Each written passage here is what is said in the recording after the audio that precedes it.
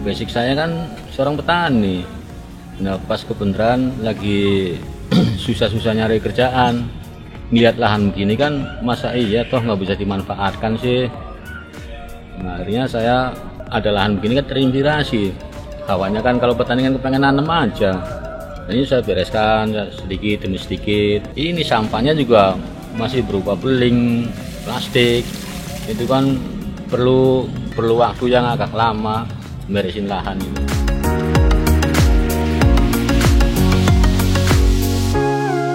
Kita kan petani ya, kalau menanamkan harapannya kan dengan panen. Kalau panennya kita gembira dapat hasil, anak istri saya juga bisa makan hasil dari hasil pertanian itu.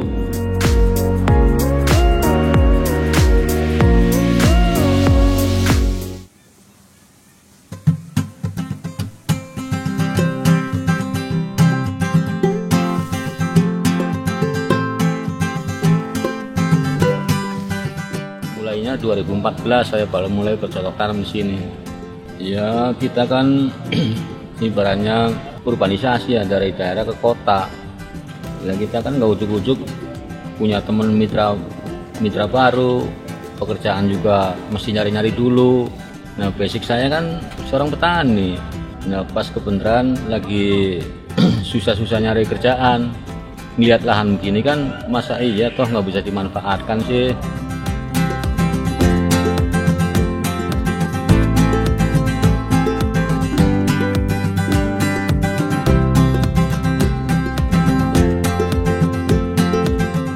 Saya coba dulu oyong dengan luas berapa meter, cuman kapasitasnya 150 pohon lah, sampai panennya sampai bagus.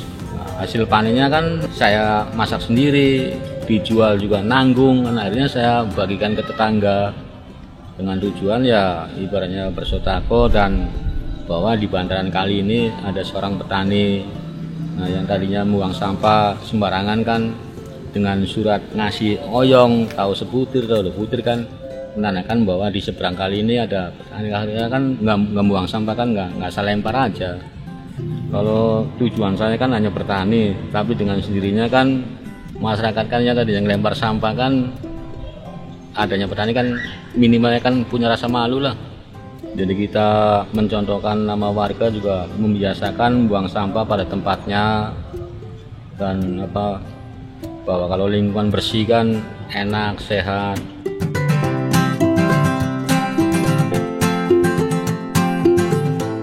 Pertamanya sih sampai 3.500 meter. Waktu tahun 2018 saya nanam lombok besar dan sampai keriting. Nah ternyata sampai ini kan anak Karang Taruna kan minta untuk tempat bermain. Saya konsultasi sama Pak Lurah, bagaimana nih Pak Lurah? Nah ternyata Pak Lurah mengizinkan. Jadi kan tetap saya Lurah mengizinkan, tetap saya ngalah untuk lapangan futsal anak-anak Karang Taruna. Nah, saat ini yang saya garap sih tahun 2020 ya hanya berapa meter loh, sekitar 1000 meteran.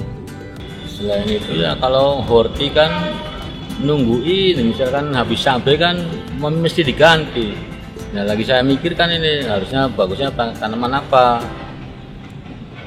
Tapi kita kan bulan depan kan Desember, perkirakan musim hujan, banjir. Bila kita ya off dulu, nunggu setelah selesai banjir baru kita mulai bercocok tanam lagi. Itu horti itu. Kalau tanaman bonsai kan bisa diangkat.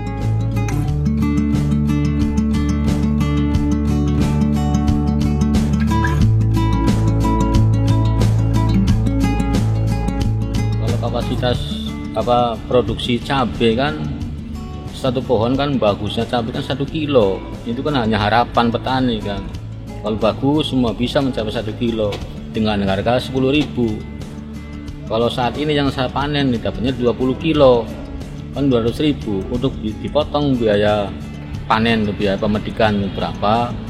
Nah, buat resiko ngopi sama ini juga merokok sama upah metik kan habis. Nah kalau buat menurut kebutuhan sehari-hari sih ya saya termasuk orang yang di bawah garis kemiskinan, tapi saya tidak berkecil hati sekalipun kehidupan saya begini. Saya bangga dirinya saya mencari makan dengan cara halal.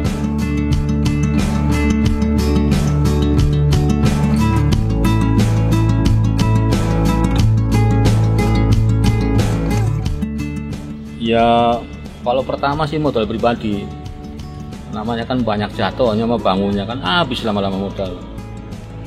Nah ada suatu perusahaan yang lihat saya mungkin berasa hibah atau apa, orang masih semangat bekerja tapi selalu kena musibah melulu, dibantu akhirnya sekarang. Dari pemerintah sendiri ya kita kan binaan dari Sudin KPKP Ketahanan Pangan Jakarta Pusat. Kalau misalkan saya kesulitan nyari bibit juga ya dibantu sama dia. Pak, Bu, saya butuh bibit ini, itu dipermudah sama dia, sama dari Sudin KPKP. Dan dibantu sama PT Indonesia Power.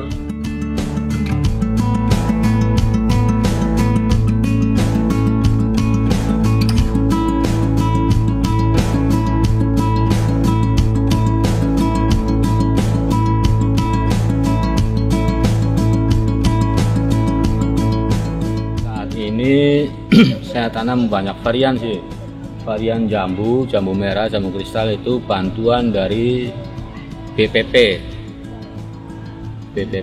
itu dari kementerian tuh. Kalau dari Sudin KPKP ya banyak juga kayak pupuk, kayak pestisida tuh dari Sudin KPKP. Bahkan yang sering nengokin saya kemari juga yang sering ngamatin saya yang rajin dari Sudin KPKP.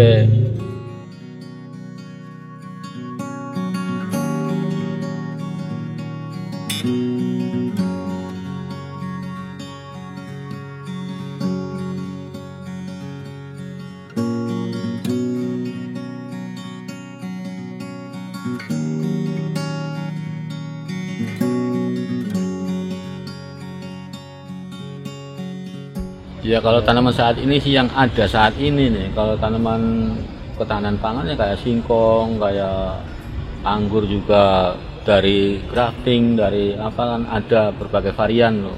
Dari anggur jubil, anggur ninel, anggur Scarlet Royal ada di sini. Kalau misalkan dari kelompok tani lain juga mau belajar grafting anggur ya saya siap. Dan apa cara bertanam cabai itu umur 6 bulan sampai tingginya 180 kan sangat langka bener di Jakarta. Kalau toh memang pemerintahan atau suku dinas memperhatikan itu ada nilai plus nih buat tanaman saya nih. Cuman pada saat ini ya petani Jakarta ini masih penghobi, nggak memikirkan untung rugi. Ya beda. Kalau kita kan petani bener-bener petani monoton lah, yang penting kita nanam harus untung bagaimana caranya. Itu bedanya basicnya itu. Ya ini juga saya pesan buat pemerintah yang memperhatikan urban farming nih, supaya benar-benar memicu semangat urban farming ini bagaimana teknisnya.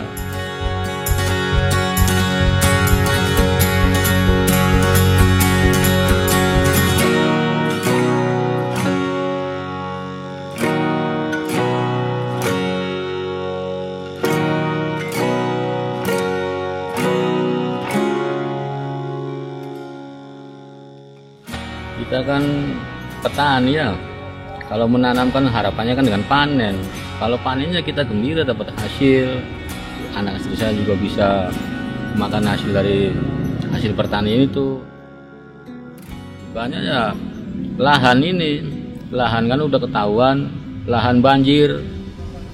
Nah kita kalau lagi apa tanaman lagi bagus-bagus ya udah mulai panen kena banjir kan mati semua. Itu jadi bilang sakit sih enggak, gimana lah rasanya, sedihnya petani yang kayak apa.